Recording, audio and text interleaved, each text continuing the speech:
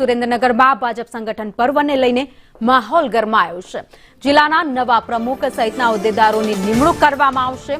સંગઠનમાં પદ મેળવવા માટે પ્રદેશ કક્ષા સુધી લોબિંગ શરૂ થઈ ગયું છે। તો શહેર સંગઠનમાં પદ મેળવવા માટે અંદરો અંદર ખેંચતાણ પણ થઈ છે। માનીતા નેતાઓને ત્યાં આંટાફેરા શરૂ થઈ ગયા છે।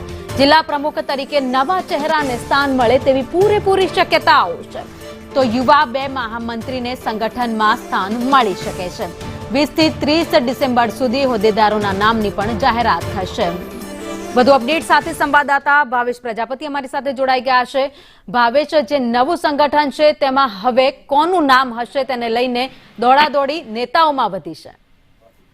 ચોક્કસ વાત કરવામાં આવે તો સુરેન્દ્રનગર જિલ્લામાં ભારતીય જનતા પાર્ટીમાં આવતા મહિને એટલે કે 20 ડિસેમ્બરથી 30 ડિસેમ્બર સુધીમાં અનેક ફેરફારો થવા જઈ રહ્યા છે।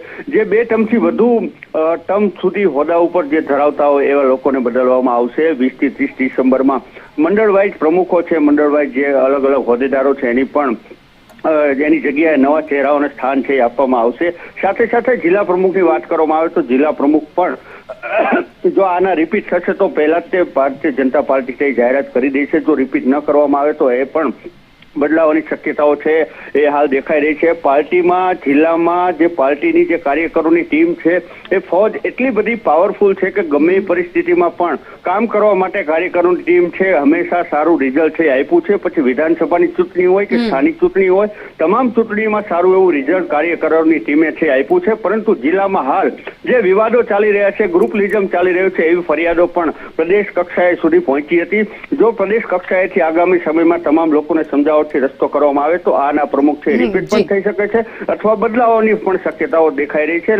આવનારા 20 થી 30 તારીખ વચ્ચે નવા ચહેરાઓ છે એને સ્થાન મળે છે કે કેમ એ તો આવનારો સમય કહેશે। જી, આભાર માહિતી માટે।